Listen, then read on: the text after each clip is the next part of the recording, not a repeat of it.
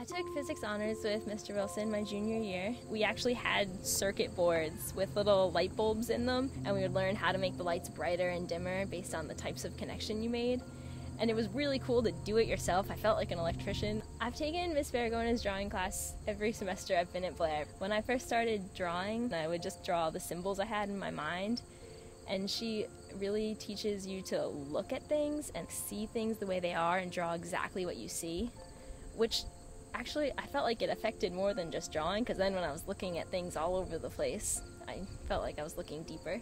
I never kept a journal. I always would, every Christmas, get a journal and be like, "Dear Diary," and then it lasts a day. And we're given a sketchbook, and I sketch in that almost every day. I keep little snippets of my mind in it, and I can't live without my sketchbook anymore.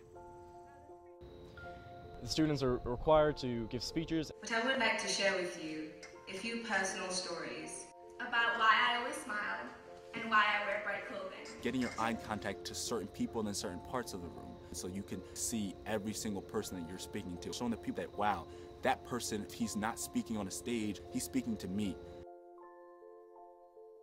I really loved Mr. Multenny's class. We were really working on our intuitive math skills and being able to pick up new ideas on the spot. And so we're more tested in our ability to adapt to changing problems. And you're never really going to see the same kind of problem twice. Almost every week we would be up in flight deck in his apartment. He would sit with us for like an hour explaining the problems. I took Blair Academy Singers with Miss Hilton.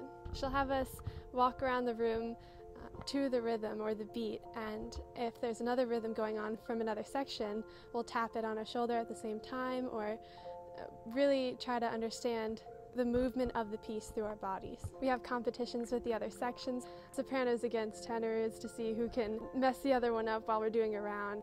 She's helped me find my range more. She's introduced me to so many different types of music. Her personality is just completely contagious. French too. I took it with Miss Bowditch, and she kind of put us in a little France in the classroom. She'd get us out of our seats and have us walk around campus having conversations with people in French. Mr. Eckert, I would say, is a pretty hands-off teacher. He wouldn't really just focus on the dates and the names. He'd want us to know why Ulysses Grant did this and this. There were a couple days in the year where he literally did not even sit at the table. He sat at a different table.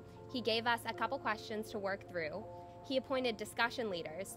And from there, we basically just worked through the whole class by ourselves. It's so much fun to be in an hour-long class and have a discussion about Thomas Paine and common sense and how it started the revolution of America. At Blair we can take epidemiology, U.S. constitutional law, AP comparative government, post AP science, AP computer science, U.S. legal history, self and society, AP microeconomics, architecture, engineering, jazz ensemble, astronomy, Roman history. I'm in gene sequencing club now, which I never thought I would ever be doing. I find myself reading books that are on the required summer reading list, even if they're not for classes I'm taking. I was always that student who loved sitting in the front row because he made it so exciting. If you need help, you just need to raise your hand and there'll be like a line out the door of people being like, all right, tell me your problems. When teachers know that students can come to them whenever they need help, they feel more comfortable with increasing the level of difficulty every day in classrooms. There's really no boundary that teachers have to set for the students. Whenever we master something, there's always something harder for us to challenge ourselves with again. But I think the greatest thing is that each teacher I have is different. I go from my singers course, which is really interactive and really enthusiastic, to my English course, which is really kind of soft and reflective. I used to always believe that it was a means to an end before Blair. You go to high school and then college and then get a job, find some happiness in between. But I've found happiness within knowledge. Blair is one of the most respected boarding schools in the country. Our classrooms are active places. Our education has fostered intellectual initiative and persistence. We read closely, think clearly, analyze quantitatively, communicate effectively, and broaden our understanding of the world. We learn what we live.